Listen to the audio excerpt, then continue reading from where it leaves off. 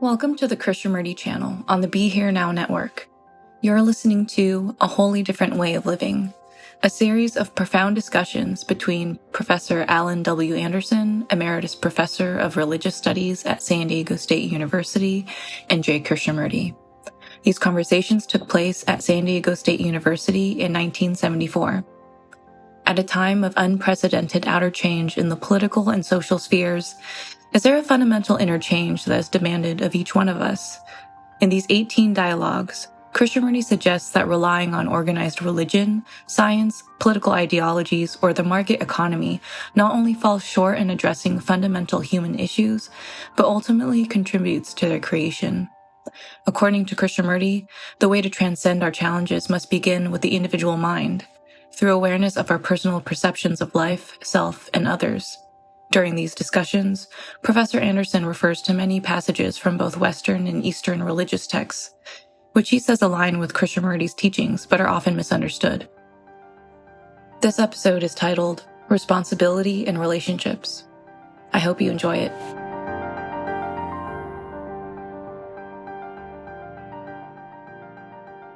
This is the fourth dialogue between J. Krishnamurti and Allan W. Anderson in San Diego, California, 1974. Mr. Krishnamurti, just at the point where we left last time in our conversation, we had raised the question of the distinction between the notion that I must be responsible for my action and just being responsible. I was sitting here thinking to myself, "Oh, why can't we go on?" But so perhaps we could start at that point. Would that be agreeable? There is a very definite distinction between responsible for and being responsible. If being responsible for implies a direction, a directed will, but the feeling of responsibility implies responsibility for everything, not in a direction, in any one particular direction. Responsible for education, responsible for politics, responsible the way I live, responsible for my behavior.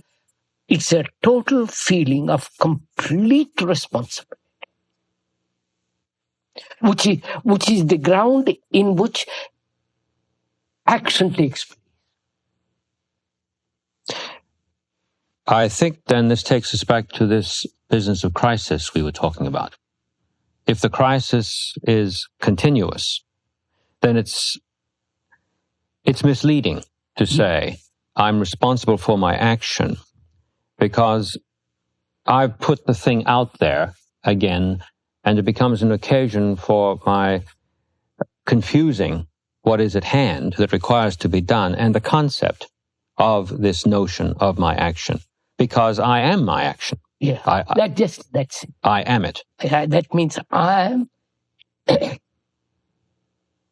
feeling of responsibility expresses itself politically, religiously, educationally, in business, in the whole of life, responsible for the total behavior. Mm-hmm. Not in a particular direction. I think there is a great deal of difference. When one says, I'm responsible for my action, that means you are responsible for your action according to the idea that you have preconceived about action. Exactly, yes. People sometimes will say that the child is free because it's not responsible. Oh, child is you can't take a child. No, of course not. But I think sometimes when we say this, we have this nostalgia for the past, as though our freedom would be freedom from constraint. Whereas if one is his action genuinely, there absolutely, is no restraint. there isn't any restraint at all. None at all. Right. Because Right. Look, if one is has this total feeling of responsibility, then what is your responsibility with regard to your children? It means education. Are you educating them to bring about a mind that conforms to the pattern which the society has established? Which means you accept the immorality of the society that is. If you feel totally responsible, you are responsible from the moment it's born till the moment it dies. The right kind of education, not the education of making the child conform, and worship of success, and the division of nationalities which brings about war. You follow all that you are responsible for. Not just in a particular direction. Even if you are in a particular direction, I'm responsible for my act. What is your action based on? How can you be responsible when your action is the result of a formula that has been handed down to you? Yes, I quite follow what you mean. Like communists, they say the state is responsible. Mm-hmm. The state worship the state. The state is the God. Yes. And you are responsible to the state. Which means they have conceived what the state should be, formulated ideationally, and according to that you act. That's not responsible action. That's irresponsible action. Mm-hmm. Whereas action means the doing now, the active presence of the verb to do, which is to do now, the acting now. The acting now must be free from the past. Mm-hmm. Otherwise, you're just repeating, repetition, traditionally carrying on. That's not. I'm reminded of something in the I Ching that I think is a reflection of this principle that you pointed to. I don't mean principle in the abstract.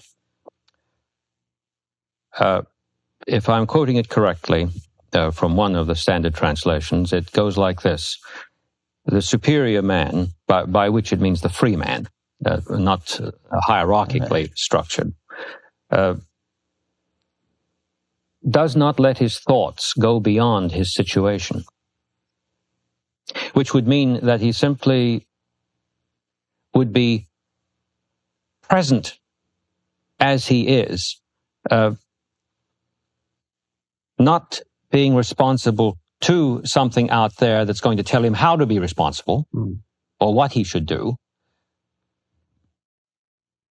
But upon the instant that he is always responsible. His thoughts, he simply does not let his thoughts go beyond his situation. That goes back to that word negation. Because if he won't let his thoughts go beyond his situation, he's negated the possibility for their doing so. Yes. Hasn't he? Correct. Yes. Oh, yes, I see that.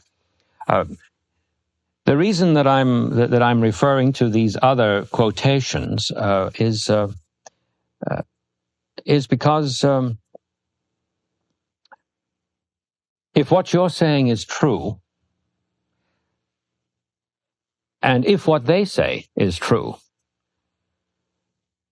quite without respect to how they're understood or not understood, then there must be something in common here. And I realize that your emphasis is practical, eminently practical, upon the act. But it does seem to me to be of great value if one could converse, commune with the great literatures, which have so many statements in them to complain about the fact that they're not understood. I see that as a great gain. So,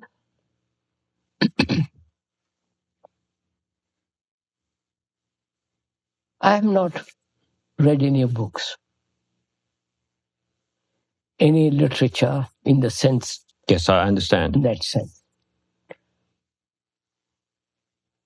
Suppose there is no book in the world. Problem is the same. Problem is the same. Of course, of course. There is no leader, no teacher, nobody to tell you do this, do that, don't do this, don't do that. You are there. You feel totally, completely responsible. Right. Yes. Then you have to have an astonishingly active, clear brain. And not befuddled, not puzzled, not bewildered. You must have a mind that thinks clearly. And you cannot think clearly if you are rooted in the past. You're merely continuing, modified perhaps, through the present to the future. That's all. So, from that arises the question, what is the responsibility in human relationship? Yes, now we're back to relationships. Because that is the basic foundation of life. Relationship that is to be related, to be in contact with. We are presently related. This is what is. Yes. Yes. Now, what is human relationship? If I feel totally responsible, how does that responsibility express in relationship? To my children, if I have children, to my family, to my neighbor, whether the neighbor is next door or 10,000 miles away, is still my neighbor. So what is my responsibility? What is the responsibility of a man who feels totally, completely involved in this feeling of being a light to himself and totally responsible? I think this is a question, sir, that has to be investigated. Yes, I'm. You know what I'm thinking? I'm thinking that only a person responsible, as you have said it, can make what we call in our tongue a clean decision. Of course, of course. So many decisions are frayed. So I would like to ask this: is there a decision at all? Decision implies choice. Yes. Choice implies a mind that's confused between this and that. It means, I think, radically to make a cut, to cut off. Yes, but a mind that sees clearly has no choice. It doesn't decide. It acts. Yes. Doesn't this take us back to this word negation again? Yes, of course. Might it not be that a clean decision could be interpreted in terms of what takes place at this point of negation? Yes. From which flows a different But action. I don't like to use that word decision. Because deciding between this and that. You don't want to use it because of the implications in it of conflict. Conflict. I see. Choice. We think we are free because we choose. We can choose, right? Is a mind free that is capable of choice, or is a mind that is not free that chooses? The choice implies between this and that. Obviously. Now, which means the mind doesn't see clearly, and therefore there is choice. A choice exists when there is confusion. Yes. Mind that sees clearly, there is no choice. It is doing. I mean, I think this is where we've got into rather trouble when we say we are free to choose. Choice implies freedom. I say on the contrary. Choice implies a mind that's confused and therefore not free. What occurs to me now is the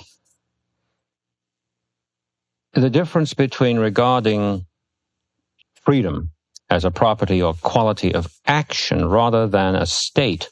Oh, yes, but we have the notion that freedom is a state, a condition, which is quite different from the emphasis that you're leading me into. That's right. Yes. So let's come back to this thing, sir, which is what is the responsibility of a human being who feels this sense of in relationship? Because relationship is life. Relationship is the foundation of existence. Relationship is absolutely necessary. Otherwise, you can't exist. Relationship means cooperation. Everything is involved in that one word. Relation means love and generosity and all that's implied. Now, what is a human responsibility in relationship? If we were genuinely and completely sharing, then responsibility would be present fully, would it not? But how does it express itself in relationship? Not only between you and me now, but between man and woman, between my neighbor, between relationships, to everything, to nature. What's my relationship to nature? Would I go and kill the baby seals? No. Would I go and destroy human beings, calling them enemies? Would I destroy nature, everything, which man is doing now? He's destroying the earth, the air, the sea, everything, because he feels totally irresponsible. He sees what is out there as something to operate on. Yes, which is, he kills the baby seal, which I saw the other day in a film. It's appalling. And a Christian, they call themselves Christians, going killing a little thing. For some lady who put on the fur. And you follow this, totally immoral, the whole thing. So, to come back, I say, how does this responsibility show itself in my life? I'm married. I'm not, but suppose I'm married. What is my responsibility? Am I related to my wife? The record doesn't seem very good. No, not only record, actuality. Am I related to my wife? Right. Or am I related to my wife according to the image I have built about her? And I'm responsible for that image. You follow, sir? Yes, because my input has been continuous with respect to that image. So I have no relationship with my wife if I have an image about her. Or if I have an image about myself when I want to be successful and all the rest of that business.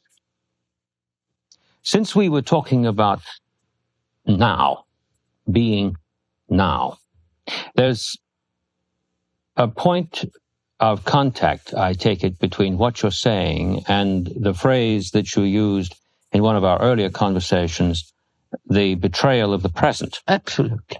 Yes. If one... You see, that is the whole point, sir.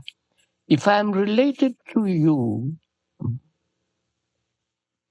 I have no image about you or you have an image about me. Then we have a relationship. Mm-hmm. We have no relationship if I have an image about myself or about you. Our images have a relationship. But in actuality, we have no relationship. I might sleep with my wife or something, but it is not a relationship. Mm-hmm. It's a physical contact, sensory excitement, nothing else. So my responsibility is not to have an image. This brings to mind, I think, one of the loveliest statements in the English language, which I should like to understand in terms of what we have been sharing. These lines from Keats' poem Endymion. There's something miraculous, marvelous in this statement, it seems to me, that's immediately related to what you've been saying. A thing of beauty is a joy forever. And then he says, as though that's not enough, he says its loveliness increases. Correct. And then, as though that's not enough, he says, it will never pass into nothingness. Right. Now, when the present is not betrayed, it's full with a fullness that keeps on abounding. It's quite interesting. Would I be correct in that? So. I think that's truly what he must be saying. And one of the things too that passed my mind was he calls it a thing of beauty. He doesn't call it a beautiful thing. No, it's a thing of beauty, as though it's a child of beauty. Right. Marvelous continuity between this. Not it's beautiful because I think it's beautiful and therefore it's outside. This. Yes. I must stick to this because this is really quite important. Because go where you will, there is no relationship between human beings. Mm-hmm. Mm-hmm. And that is the tragedy, and from that arises all our conflict, violence, the whole business. So, when there is this responsibility, the feeling of this responsibility, it translates itself in relationship, which doesn't matter with whom it is, a freedom from the known, which is the image. And therefore, in that freedom, goodness flowers. Goodness flowers. And that is the beauty. And that is beauty.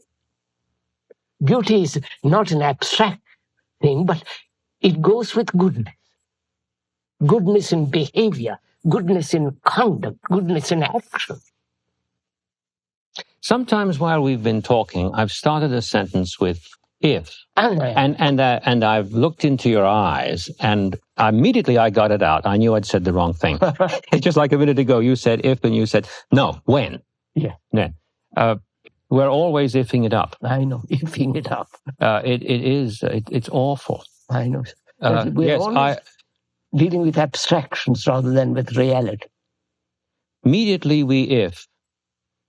a construction is out there which we endlessly talk about. That's right. And we get cleverer and cleverer about it. And it has nothing to do with anything. Yes. So, how does this responsibility translate itself in human behavior? There would be an end to violence. Absolutely. Wouldn't taper off. See what we have done, sir? We are violent human beings, sexually, in every way, we are violent human beings. And not being able to resolve it, we have created an ideal of not being violent, which is the fact, an abstraction of the fact, which is non-fact, and try to live the non-fact. Yes. Immediately that produces conflict because it can't be done. Conflict, misery, confusion, all the rest of it. Now, why does the mind do it? The mind does it because it doesn't know what to do with this fact of violence. Therefore, it's in abstracting the idea of not being violent, postpones action. I am trying not to be violent. And in the meantime, I'm jolly well violent. Yes. And it is an escape from the fact. All abstractions are escape from the fact. So, the mind does it because it is incapable of dealing with the fact, or it doesn't want to deal with the fact, or it is lazy and say, well, I'll try and do it some other day. All those are involved when it withdraws from the fact. Now, in the same way, the fact is our relationship is non-existent. I may say to my wife, I love you, I'm etc., but it's non-existent. Because I have an image about her and she has an image about me. So, on abstractions we have lived. It just occurred to me that the word fact itself, which there have been no end of disquisitions about. Of course.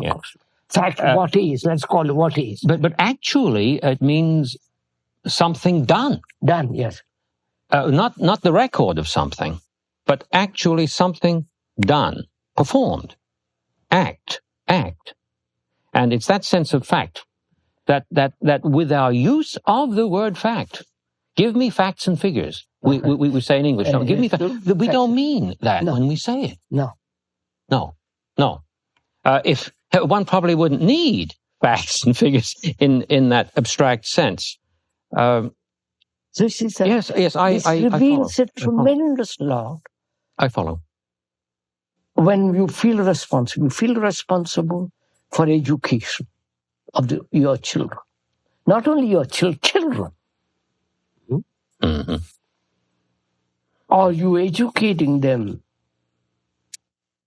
to conform to a society? Are you educating them to merely acquire a job? Are you educating them to the continuity of what has been? Mm-hmm. Are you educating them to live in abstraction, as we are doing now? Mm-hmm. So what is your responsibility as a father, mother, doesn't matter who you are, responsible in an education, for the education of a human being?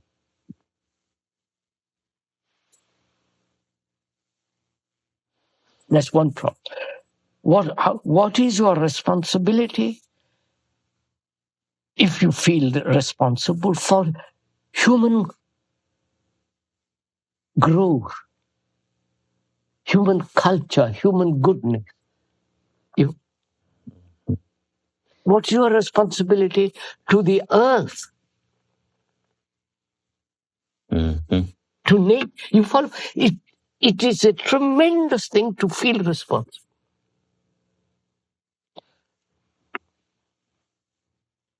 This just came to mind, which I must ask you about. The word negation in the book that we looked at earlier, which is continuous with what we're saying, I think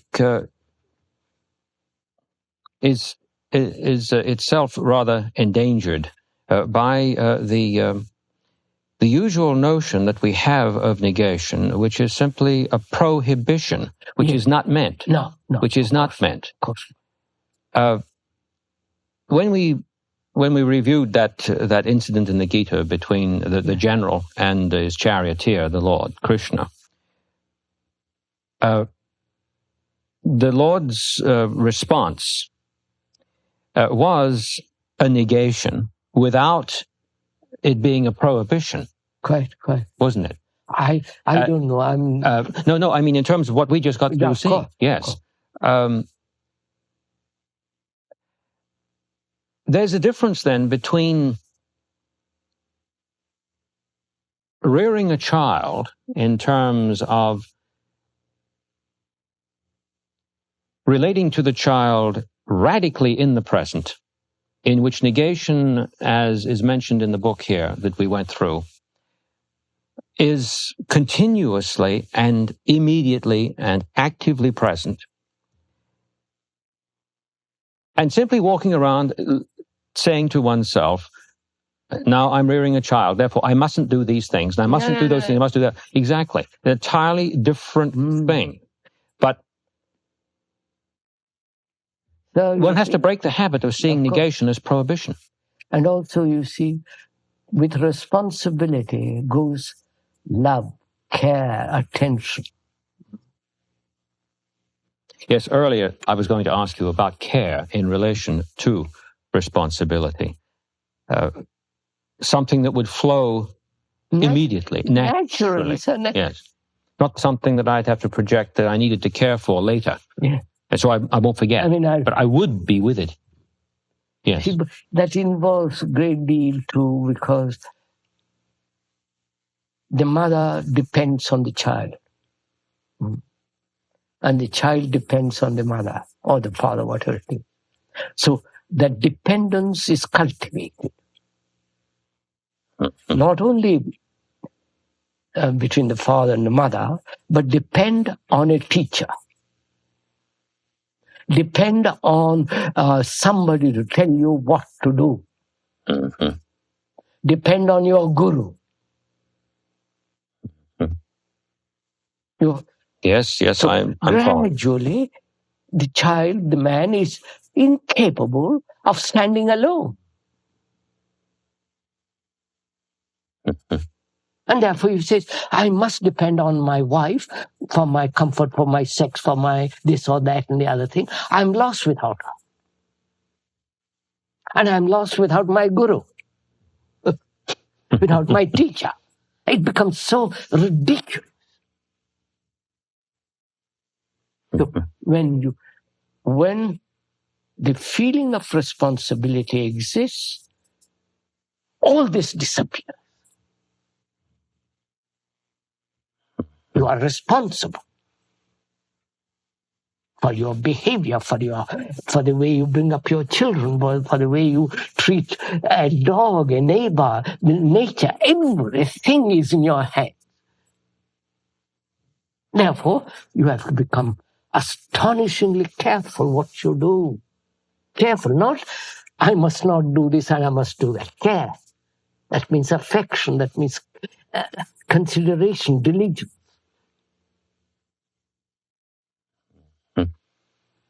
All that goes with responsibility,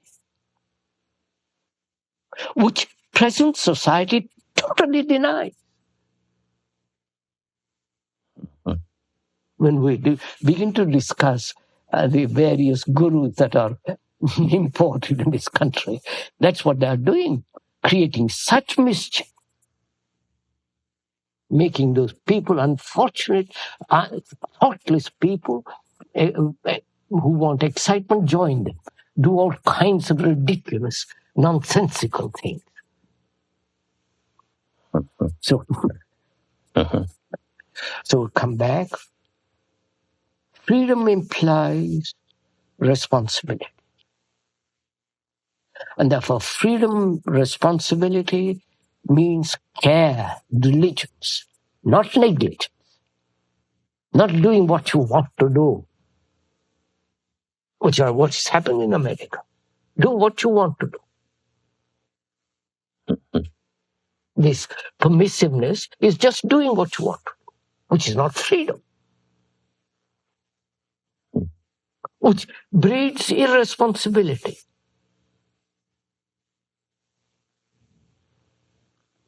And I met the other day in Delhi, New Delhi, a girl, and she's become a Tibetan. You follow, sir? Yes. Born in America, being a Christian, brought up all that, throws all that aside, becomes a Tibetan, which is the same thing in different words. Yes, as a Tibetan coming over here and doing it. It's all ridiculous. Right. Yeah. And I've known her some years. I said, where is your child? Was sick. Oh, she said, I've left him with other liberated Tibetans. I said, at 6, you are the mother? She said, yes, he's in very good hands. I come back next year and I ask, where is your child? Oh, he has become a Tibetan monk who is 7. He's 7 years old and has become a Tibetan monk. You understand, sir? Oh, yes, I do. The irresponsibility of it. Because the mother feels they know better than I do. I am Tibetan, and the lamas will help me to become. It puts a rather sinister cast on that biblical statement, train up a child in the way he should go, and when he is old, he will not depart from it. There's a sinister note in that, isn't there? Absolutely. So this is going on in the world all the time. And a man who is really serious negates that. Because he understands the implication, the inwardness of all that. So he has to deny it. It isn't a question of will or choice. He says that's too silly, too absurd. So freedom means responsibility and infinite care. The phrase that you just spoke, infinite care, Yes, sir. it would be totally impossible to what we mean by a finite being unless the finite being did not betray the present. With not betraying the present, it's a negative again. It's a negation again. With not betraying the present, which is not to say what will happen if it's not right. The word present, the now, is rather difficult. Oh, yes. Yeah. Philosophers love to call it the specious present. I don't know what philosophers say. I don't want to enter into all that speculative thinking. But the fact, what is the now? What is the act of now, the present? To understand the present, I must understand the past. Not history, I don't mean that. No. Understand myself as the past. I am the past. In terms of what we said earlier about knowledge. Yeah, I am that. Yes. Therefore, I must understand the present, the past, which is me. The me is the known. The me is not the unknown. I can imagine it's the unknown, but the fact is, the what is the known. That's me. I must understand myself. If I don't, the now is merely a continuation in modified form of the past. Therefore, it's not the now, not the present. Therefore, the me is the tradition, the knowledge, in all the complicated maneuvers, cunning, of all that, the despairs, the anxieties, the desire for success, fear, pleasure, all that is me. Since we're still involved in our discussion about relationship here, might we return a moment to where we were with respect to education and relationship? I want to be sure that I've understood you here.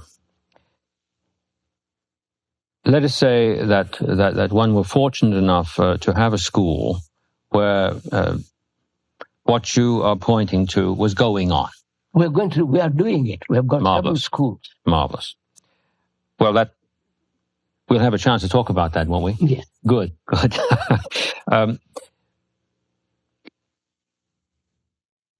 If I'm current here, it would seem that if the teacher is totally present to the child, the child will feel this. The child won't have to be instructed in what this means then. So that means is that right? Yes, but one has to find out what is the relationship of the teacher to the student. Yes, I quite see that. What is the relationship? Is he merely an informer in giving information to the child? Any machine can do that. Oh, yeah, the library is filled with it. And any machine can. Or what is his relationship? Does he put himself on a pedestal up there and the student down there? Or is the relationship between the teacher and the student, is it a relationship in which there is learning on the part of the teacher as well as the student? Learning. Yes. Not I have learned and I'm going to teach you. Mm-hmm. Therefore, in that, there is a division between the teacher and the student. But when there is learning on the part of the teacher as well as on the part of the student, there is no division. Both are learning. Yes. And therefore, that relationship brings about a companionship. A sharing. A sharing. A sharing, yes. And taking a journey together. Mm-hmm. And therefore, an infinite care on both sides. Mm-hmm. Mm-hmm. So it means, how is the teacher to teach mathematics or whatever it is to the student and yet teach it in such a way that you awaken the intelligence in the child, not about mathematics. No, of course not. No. Yes. Yes. And how do you bring this act of teaching in which there is order? Because mathematics means order. Mm-hmm. The highest form of order is mathematics. Now, how will you convey to the student in teaching mathematics that there should be order in his life? Not order according to a blueprint. That's not order. You've heard? Mm-hmm. Yes, yes. Therefore, it's a creative teaching. And not creative. It's a teaching, it's an act of learning all the time. So it's a living thing. Mm-hmm. Mm-hmm. not something I've learned and I'm going to impart it to you. This reminds me of a little essay I read many years ago by Simone Weil, which she called On Academic Studies, some title like that. And she said that every one who teaches a subject is responsible for teaching the student the relation between what they're studying and the student's making a pure act of attention. I know, of course. And if this doesn't take place, the whole thing doesn't mean a thing. So that one stops to think, what would a teacher say if a student walked up and looked at them and said, "Fine, we're studying calculus right now. Now you tell me how I am to see this that I'm pursuing in relation to my making a pure act of attention." It would be likely a little embarrassing, except for the most unusual person who had who had a grasp of the present. Yes. So, sir, that's just it. Yes. What is the relationship of the teacher to the student in education? Is he training him merely to conform? Is he training him to cultivate mere memory, like a machine? Is he training, or is he helping him to learn about life? Not just about sex, the life, the whole immensity of living, the complexity of it, which we're not doing. No, even in our language, we refer students to subject matters. Yes. They take this, they take that, they take the other. And in fact, there are prerequisites for taking these other things. And this builds a notion of education which has absolutely no relationship to what... None at all. And yet, amazingly, in the catalogs of colleges and universities across the country, there is in the first page or so a rather pious remark about the relation between their going to school and the values of civilization. And we have this whole, and that turns out to be learning a series of ideas. I don't know whether they do it anymore, but they used to put the word character in there. They probably decided that's unpopular. Might very well have dropped that out by now. I'm not sure. Yes, I'm following what you say. So when you feel responsible, there is a flowering of real affection. Mm-hmm. A flowering of care for a child. And you don't train him or cultivate, condition him to go and kill another for the sake of your country. You follow? Mm-hmm. All that is involved in it. Mm-hmm. Mm-hmm. So we come to a point where a human being, as he is now, so conditioned to be irresponsible, how is that? What are the serious people going to do with the irresponsible people? You understand? Mm-hmm. Mm-hmm. Education, politics, religion, everything is making human beings irresponsible. Mm-hmm. I'm not exaggerating. This is so. Oh, no, you're not exaggerating. Yeah. Now, I see this as a human being. I say, what am I to do? You follow, sir? Mm-hmm. What is my responsibility in face of the irresponsible? Well, if it's to start anywhere, as we say in English, it must start at home. It would have to start with me. So I say, that's the whole point. I have to start with me. Right. Then if from that question arises, then You can't do anything about the irresponsible. No, exactly. No, sir. Something strange takes place.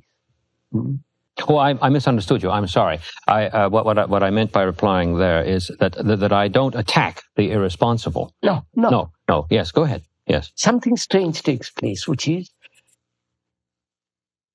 consciousness.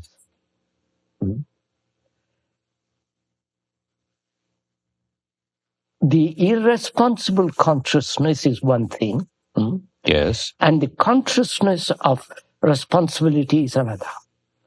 Now, when the human being is totally responsible, that responsibility unconsciously enters into the irresponsible mind. I don't know. Yes, no, go ahead. I'm irresponsible. Suppose I'm irresponsible. You are responsible. You can't do anything consciously with me. Because the more you actively operate on me, I resist. That's right. That's what I meant by no attacking. I react violently. I build wall against you. I hurt you. I do all kinds of things. But you see that you cannot do anything consciously, actively. Let's put it that way. Designedly. Planned, which is what they're all trying to do. But if you can talk to me, to my unconscious, because the unconscious is much more active. Oh, yes. Much more alert, much more sees the danger, much quicker than the conscious. So it's much more sensitive. So if you can talk to me, to the unconscious, that operates. So you don't actively, designedly attack the irresponsible. They have done it. And they have made a mess of it. Oh, yes, it compounds, complicates the thing further. Whereas if you talk to him, you talk to me, but your whole inward intention is to show how irresponsible I am. What is responsibility mean? You follow? Yes. You care. In other words, you care for me. Yes. I was chuckling because the complete and total opposite crossed my mind, and it just seemed so absolutely absurd. Yes. No. I'm. You care for me because I am irresponsible. You follow? Exactly. Therefore, you care for me, and therefore you are watching not to hurt me, not to. You follow? In that way, you penetrate very, very deeply into my unconscious. And that operates unknowingly when suddenly I say, by God, how you follow? That operates.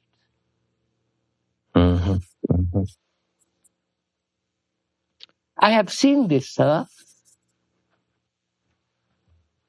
in operation, because I've talked for 50 years, unfortunately or fortunately, to large audiences. Tremendous resistance to anything new. Yes. If I said, don't read sacred books, which I say all the time, because you are just conforming, obeying. You're not living, you're living according to some book that you have read. Immediately there is resistance. Who are you to tell us? Not to do something. Not to do this or to do it. So I say, all right. See, I go on pointing out. I'm not trying to change them. I'm not doing propaganda because I don't believe in propaganda. It's a lie. So I said, look what you do when you are irresponsible. You are destroying your children. You send them to war, to be killed and to be maimed and to kill and to maim. Is that act of love? Is that affection? Is that care? Why do you do it? And I go into it. They get bewildered. They don't know what to do. So it begins to slowly seep in. Well, at first, it's such a shock. It sounds positively subversive to some. Oh, absolutely, yes. Absolutely subversive. Of course. Yes, but so we enter into now something which is my relationship to another. When there is total responsibility, in which freedom and care go together, the mind has no image in relationship at all. Because the image is the division. Where there is care, there is no imagination, no image. This would lead us into what perhaps later we could pursue. Love. Oh, that's a tremendous thing. Yes. We have to go. Could we lay a little few words before that? I don't know necessarily that next time we would do that, but it would come naturally. I've been listening to what you've been saying, and it's occurred to me that if one is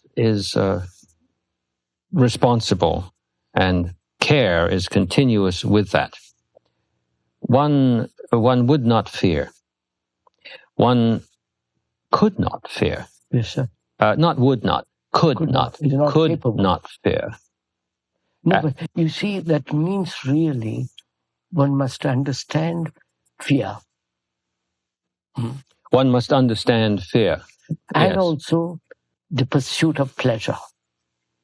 Those two go together. They're not two separate things.